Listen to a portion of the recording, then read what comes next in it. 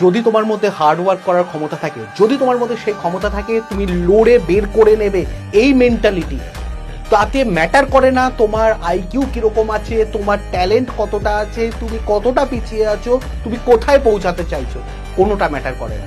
একবার সুনীল ছেত্রীকে জিজ্ঞেস করা হয়েছিল আপনাকে দুইজন ফুটবলার দেওয়া হবে, একজন যে প্রচন্ড ট্রেন, প্রচন্ড ইকুইপ, ভালো স্কিল রয়েছে, কিন্তু সে খাটতে একদম চায় না, শুধুমাত্র খেলার দিন এসে খেলে দিয়ে চলে যাবে। আরেকজন আছে যে খাটতে রাজি আছে, সারা দিন তার খেটে তাকে আউটকামটা বের করে নেওয়ার মতো তার ইচ্ছা রয়েছে, কিন্তু তার মধ্যে স্কিল খুব কম। আপনি কাকে চুজ করবেন? সুনীল ছেত্রী বলেছিল অবশ্যই যার মধ্যে খেটে নেওয়ার ক্ষমতা আছে, কারণ যার মধ্যে স্কিল আছে সে যদি না খাটে সেই স্কিল নষ্ট হয়ে যাবে, কিন্তু যে খাটতে রাজি আছে তাকে আমি সেই স্কিলের থেকেও অনেক এগিয়ে নিয়ে যেতে পারবো, কারণ hard work always page of.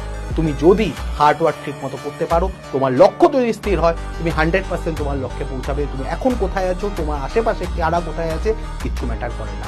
মনে রাখবে তোমার নিজের লক্ষ্যটাকে স্থির করো এবং তার জন্য যা যা করার সবটা উজাড় করে দাও, বাকিটা দেখবে ঠিক কর্মের ফল তুমি পেয়ে যাবে।